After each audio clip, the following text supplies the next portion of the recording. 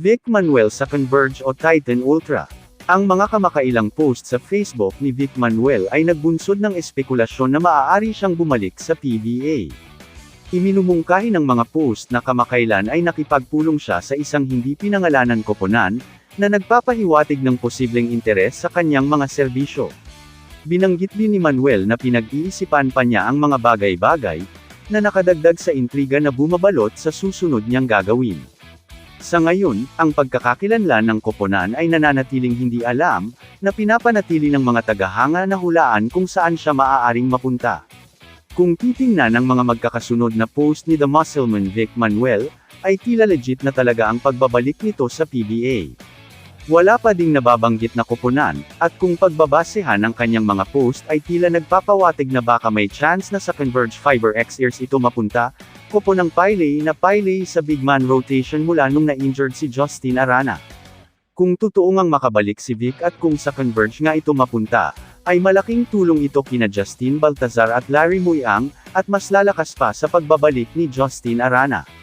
Kagabi nga ay may post si Vic Manuel sa kanyang FB account na siya ay di umano tinawotigan siya ng 11:30 PM, at sumunod sa post na iyon ay sinabi niya na pag-isipan niya muna, at ang sumunod ulit sa post na iyon ay ang picture nila ni The Beast Calvin Abueva, nung sila ay naging magkakampi sa Alaska Aces, at agad nag-spark ang rumors na maaring Titan Ultra ang tumawag, dahil nga sa picture nila ni Abueva na kanyang pinost at sa isip ng iba, ay maaring iyon ang sign na sila ay muling magkakampi sa PBA.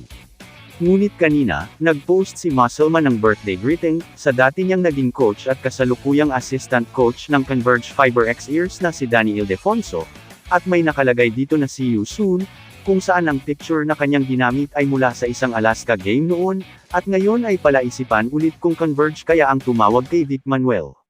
Bilang isang PBA fan, anuman ang team na tumawag sa kanya masaya akong makita ang pagbabalik ng nag-iisang Muscleman sa PBA.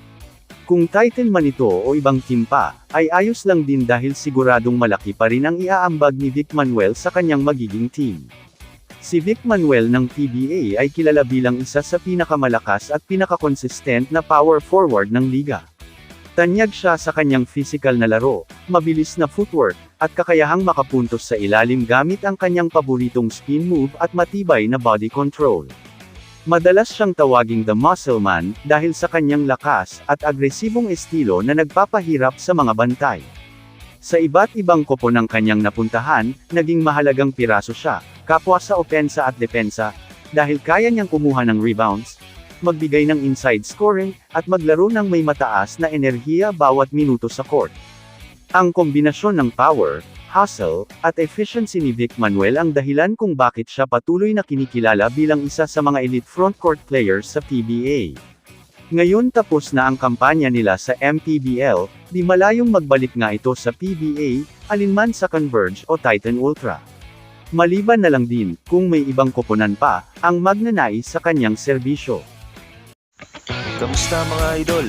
Sports Zone PH para sa sports news and update. Kung bago ka pa lamang dito sa channel ko, pindutin mo na ang subscribe button at notification bell para lagi kang update sa mga sports news.